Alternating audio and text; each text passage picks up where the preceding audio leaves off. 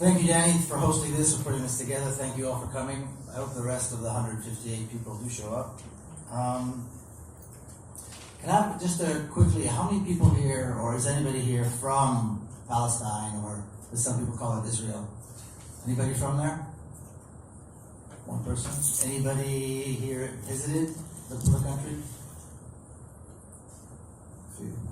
Okay. Is there anybody here who could not find it on a map if they had to? Everybody thinks they can find it on a map. It's a very small place. Okay, cool. So I want to make it clear. I'm going to start. I'll tell you a little bit about myself. A little introduction.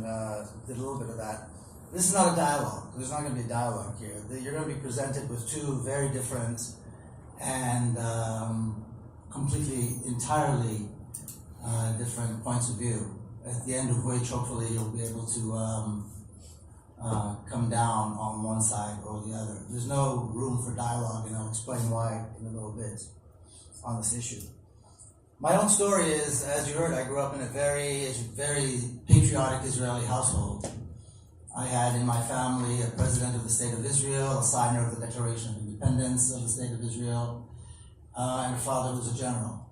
And so that was my upbringing. A sense of patriotism, a sense of the importance of Zionism, and the values of Zionism were very clear to me.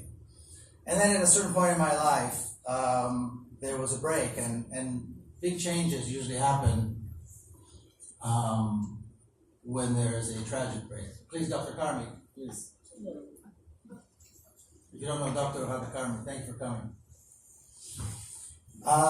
In my case, it was the death of my 13-year-old niece in a suicide attack in Jerusalem.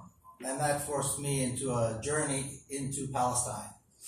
And that's the title of my book, The General Son, Journey of an Israeli into Palestine, and forced me to understand or to see what is Israel, what is Palestine, and define these things. And the end of the story is that, not the end of the story, but where the story sits right now, I should say, is that my realization was that the entire country is Palestine, from the river to the sea. It has been occupied. It has been subjected to ethnic cleansing. It has been subjected to genocide, and it has been subjected to a vicious apartheid regime.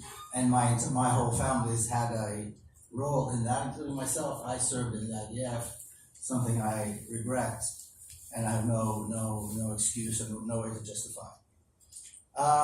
So that is my background. That is where I stand today, and today I speak about the vision of a single democracy with equal rights for all who live between the river and the sea, who all live in historic Palestine. But there is a problem that exists here, and the problem is not what some people like to call a conflict. Rather, the problem is that Zionism, even though it is a racist ideology, even though it practices and preaches ideology, even though it uses extreme means of violence against innocent civilians, is still tolerated. And so, with the safe space little blurb that we heard earlier, I doubt that if that's representatives of the KKK, for example, or any other racist, supremacist organization were here, they'd be welcomed and tolerated. But Zionism still maintains, there's still tolerance here in the UK and in the West for Zionism, and that is precisely, I believe, the problem. Now, and again, the case of Ambassador Regev coming here and the protests that took place, I think, are a case in point. That is precisely the way somebody who represents a racist state should be welcomed or should be received. So I think that is the problem. Now, why you should care here in the UK, I think, has become very, very clear over the last few years with the vicious attacks by Zionists against Jeremy Corbyn. Jeremy Corbyn is probably one of the most promising leaders the UK has had in decades, and promises to be one of the best prime ministers the United Kingdom has had in decades. Yet, he's being viciously attacked. Incredible lies are being told about him, about being anti-Semitic and denying the Holocaust and supporting terrorism and all kinds of nonsense. And this is only because he stands firm for justice, for freedom, for equality, everywhere, including Palestine. And the Zionists here in this country are terrified, and the Zionists in Tel Aviv are terrified, all the way to Benjamin Netanyahu, who's been spreading lies about Jeremy Corbyn as well, because they know that a Jeremy Corbyn will stop selling weapons to Israel, a Jeremy Corbyn will demand that Israel is held accountable for its crimes against the Palestinians. So you should care, because this is an intervention in British democracy.